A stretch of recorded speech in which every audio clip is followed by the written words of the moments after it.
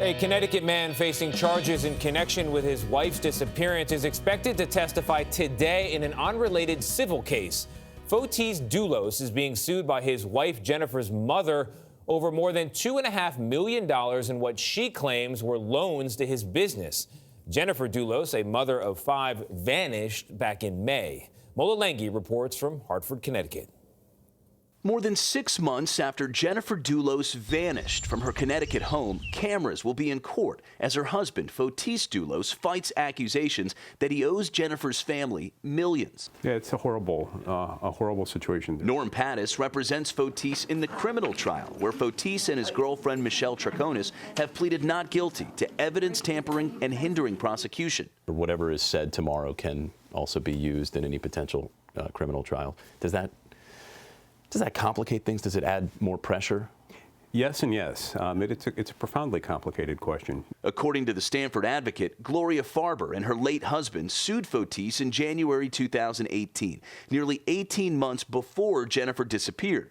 At the time, Fotis and Jennifer were involved in a bitter divorce battle. At the center of the lawsuit, $2.5 million. Fotis was allegedly supposed to pay that money back to Jennifer's parents after they invested in his real estate business.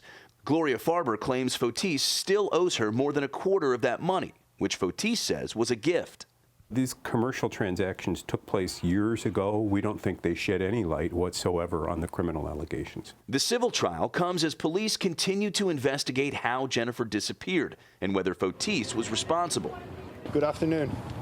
Fotis was in court last month for a hearing related to Jennifer's disappearance, but would not comment on the case. My only concern are my children. CBS News legal analyst Ricky Kleeman says even though the civil case might have nothing to do with the criminal one, Dulos is taking a big risk by testifying. A slip of the tongue here could really be trouble for him in a criminal case.